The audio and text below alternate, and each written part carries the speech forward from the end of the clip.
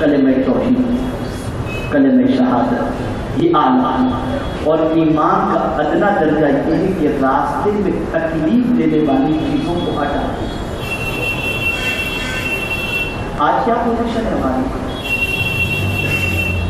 یہ ادنا درجے کا ایمان کہ ہمارے پاس کہاں ہے، تلاش کرو. ہم چلتے ہیں راستے میں، تکلیف دینے والی چیزیں نظر آتی ہیں لیکن ہمیں اس کی پرواہ نہیں ہوتی، ہمیں اس کا خیال نہیں ہوتا.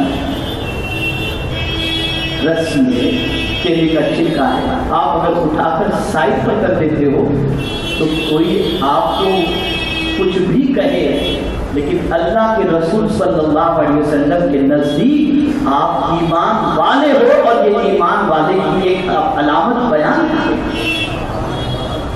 میرے پیارے آقا صلی اللہ علیہ وسلم کے پیارے دیوانوں سیدنا فاروق اعظم رضی اللہ مولا تبارک و تعالی عنہ آج نبی کے سلسلے میں بھی بہت عظیم جذبہ رکھتے تھے، اور رسول گرامی وقار صلی اللہ علیہ وسلم کے ایسے عاجز ساتھی تھے کہ فیصلہ کسی کے حوالے سے بھی کرنا ہو، کوئی بھی اس کی صد میں آ جائے، کبھی آپ نے پرواہ نہیں کی. ہر ایک کے حوالے سے سیدنا فاروق اعظم رضی اللہ تعالیٰ عنہ اسلامی نظام کو قائم فرماتے، اسلامی احکام کو قائم فرماتے تھے. آپ اندازہ لگائیں، ایک یہودی اور مسلمان کا واقعہ ہوا اور دونوں کے درمیان اختلاف ہوا، معاملہ لے جا کر بارگاہ رسول صلی اللہ علیہ وسلم میں اس مسلمان اور یہودی نے دونوں نے رکھا.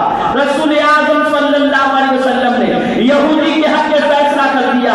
بس اس شخص کو یہ ہوا کہ یہودی کے حق میں فیصلہ ہوا ہے، یہودیوں کے خلاف فاروق اعظم رضی اللہ تعالیٰ عنہ کے دل میں بہت زیادہ نفرت ہے، چلو چل کر یہ معاملہ ان کی بارگاہ میں پیش کیا جائے. جب وہاں وہ پہنچا اور پہنچنے کے بعد اپنے مقدمے کو فاروق اعظم کے پاس رکھا، اور اس مسلمان نے بتایا کہ میرا اور اس کا معاملہ ہوا ہے، اور میرے حق میں جو ہے آپ کی بارگاہ میں مقدمہ لے کر آیا ہوں، یہ یہودی ہے، میں مسلمان ہوں. فاروق اعظم رضی اللہ تعالیٰ عنہ اس سے پہلے کہ کچھ فرماتے اس یہودی کے برجستہ کہا، آپ کے پاس آنے سے پہلے ہم محمد عربی صلی اللہ علیہ وسلم کے پاس گئے تھے اور انہوں نے میرے حق میں فیصلہ فرما دیا ہے. سیدنا فاروق اعظم نے اس مسلمان سے پوچھا کہ کیا یہ بات صحیح ہے، رسول اعظم نے اس کے سلسلے میں فیصلہ فرمایا ہے؟ کہا ہاں. اندر گئے، تلوار لے کر کے آئے اور اس مسلمان کی گردن قلم کر دی. آیت کریمہ نازل ہو گئی، فلا وربک لا تؤمنون حتى يحكموك فيما شجر بينهم الى آخر. تمہارے رب کی قسم وہ شخص مومن ہے ہی نہیں جو فیصلے مصطفیٰ جان رحمت کو تسلیم کرے. اور سن، تو نے رسول کے فیصلے کو تسلیم نہیں کیا، انکار کیا ہے، تو عمر کا فیصلہ ایسے شخص کے حق میں یہی ہے کہ اس کا سر قلم کرنا.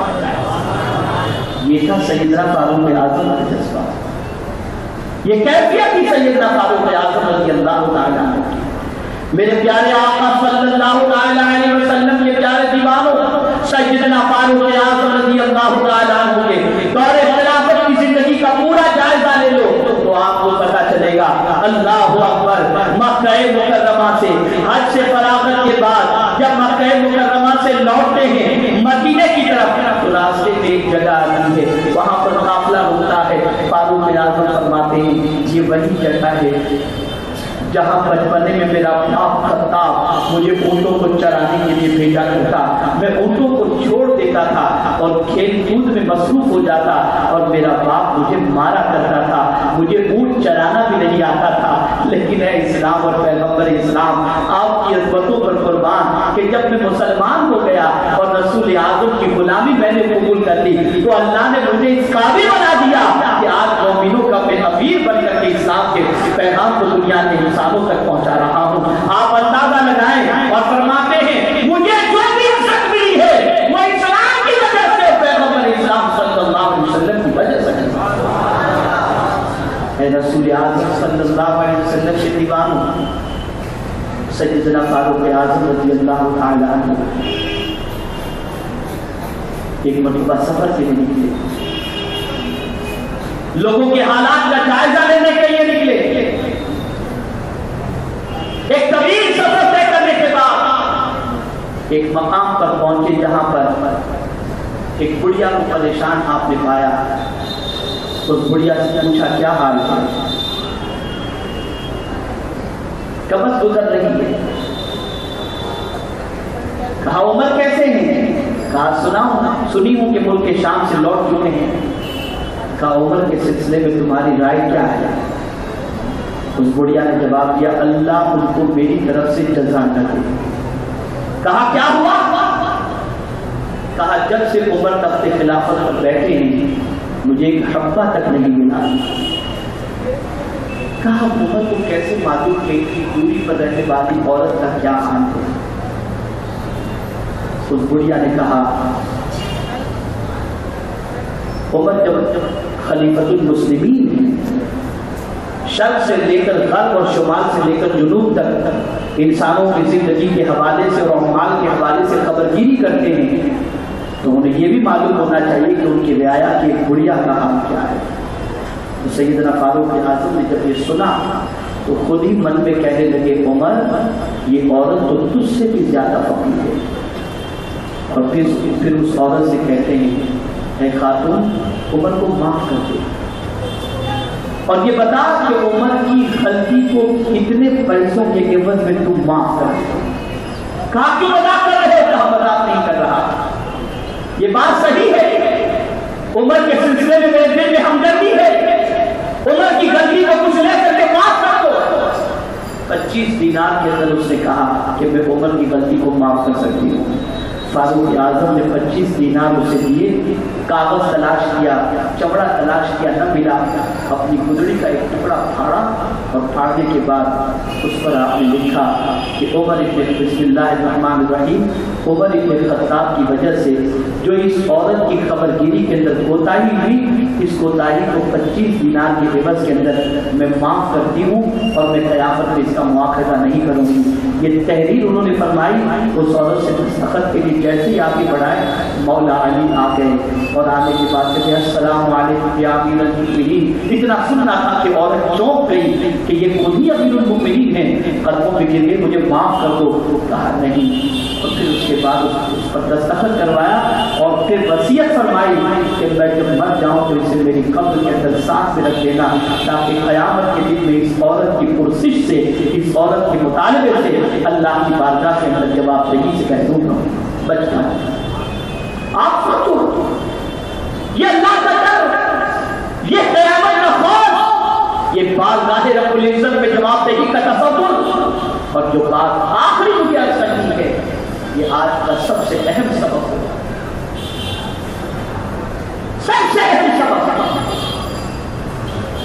جب سیدنا فاروق اعظم رضی اللہ تعالیٰ عنہ فجر کی نماز ادا کرا رہے تھے، پڑھا رہے تھے، اسی عالم کے اندر آپ پر حملہ ہوا، وار کیا گیا، اور سیدنا فاروق اعظم رضی اللہ تعالیٰ عنہ زخموں کی تاب نہ لا کر کے گر پڑے، انہیں اٹھا کر لے جایا گیا اور باقی رکعتیں حضرت عبد الرحمن ابن عوف رضی اللہ تعالیٰ عنہ نے پڑھائی۔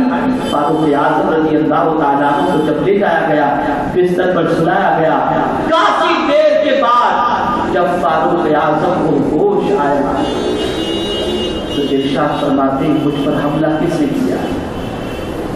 کسی مسلمان نے تو نہیں کیا۔ لوگوں نے کہا نہیں، ایک مجوسی نے آپ پر، ابو لولو جو ہے اس نے آپ پر حملہ کیا ہے۔ اور کہتے ہیں اللہ تیرا شکر ہے، الحمدللہ الحمدللہ۔ فکر سمجھو تو میں دینا چاہتا ہوں، سیدنا فاروق اعظم سے لوگوں نے پوچھا کہ حضور یہ سوال آپ نے کیوں کیا کہ کسی مسلمان نے تو آپ پر حملہ نہیں کیا ہے؟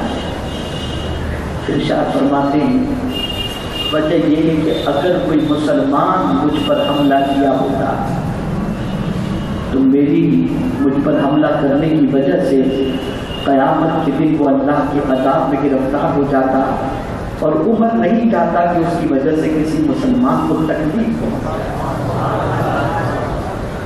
عمر نہیں چاہتا کہ اس کی وجہ سے کسی مسلمان کو تکلیف پہنچے۔ میں پوچھنا چاہتا ہوں یہ فکر فاروق اعظم کب ہم اپنے اندر پیدا کریں گے؟ یہ جذبات ہم اپنے اندر کب پیدا کریں گے؟ ہم آج مسلمانوں کی راہوں کے اندر کافر بچا رہے ہیں، ان کے دلوں کو چھلنی کر رہے ہیں، کیا ہمارے اندر فکر फारूक आज़म है, मुझे बताओ। ठीक है, गुस्ताखे रसूल से जो नफरत है वो होनी चाहिए, ये भी फारूक आज़म की फिक्र है, लेकिन मोमिनीन के लिए तो अच्छी फिक्र होनी चाहिए, मोमिनीन का भला सोचना चाहिए।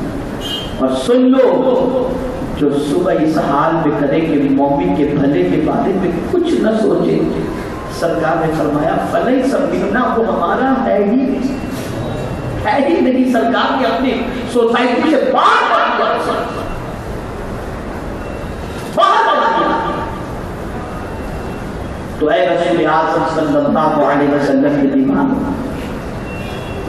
ये मोमिनीन की भलाई की फिक्र ही थी कि करबला के ताजदार ने मैदान करबला के अंदर अपने बच्चों को जामे शहादत नोश करने के लिए भेजा।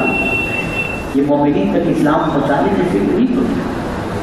इसलिए रसूल आज़म सल्लल्लाहु अलैहि वसल्लम के दीवानों, अपनी सोच में तब्दीली पैदा करो। दो चीजें आज की गुफ्तगू में ज़हन में रखनी है। पहली चीज, वो सबका जिसे अल्लाह ने दौलत दी है, इल्म दिया है, सरमाया दिया है, इज्जत दी है, शोहरत दी है, वक़ार दिया है, उसे चाहिए कि वो सुन्नियत के फरोग के लिए, दीन के फरोग के लिए अपने आप को आगे लाने की कोशिश करे।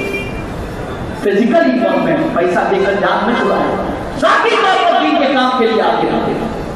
और दूसरी चीज, अपनी जात से किसी सरकार सल्लल्लाहु अलैहि वसल्लम के गुलाम को अज़ियत न पहुंचे, इसकी हमेशा फिक्र करे।